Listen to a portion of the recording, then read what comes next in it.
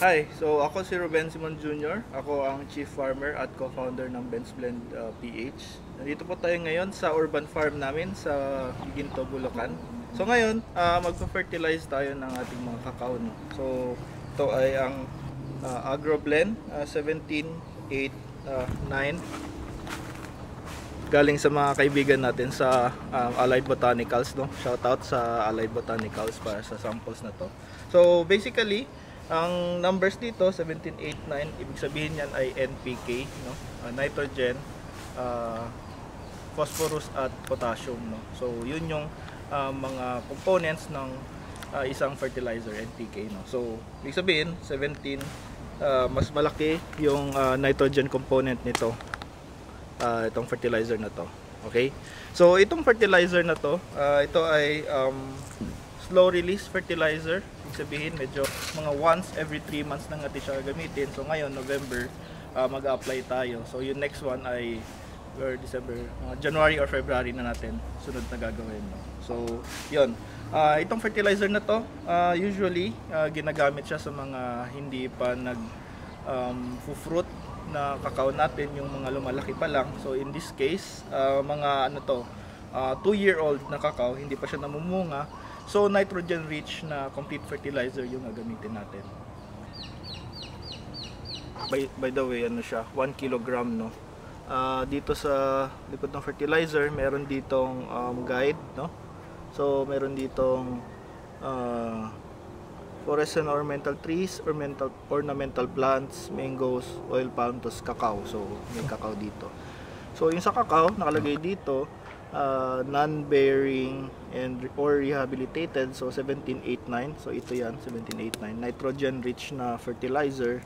Tapos ang suggestion nila ay 100 grams per plant. So may scoop dito sa loob. Yung isang scoop ay I think 10 grams. So application nitong fertilizer ay mga around 25 to 30 centimeters away, no, dito sa puno natin, para ma-absorb niya ng maayos. So gagawa tayo ng butas kung saan natin ilalagay yung fertilizer.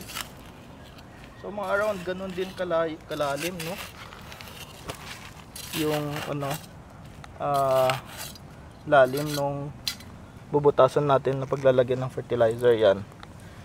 So kadalasan kasi yung root system ng kakao natin, mga adventitious roots na yung nandito.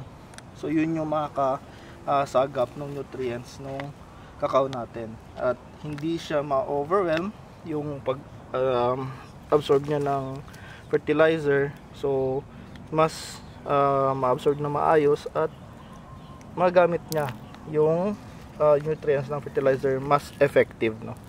So 10 scoops.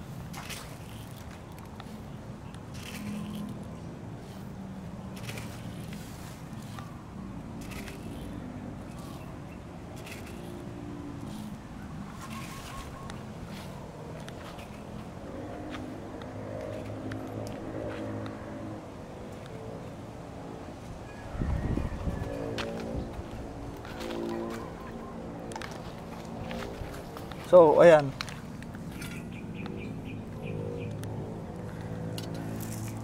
so November ngayon, dito sa farm medyo umuulan-ulan pa rin, which is advantageous pag nagpa-fertilize, no, para at least ma-absorb nung halaman yung fertilizer natin. So yung next na application natin, hopefully mga 3 months after pa, no? So yun, so tatakpan na natin.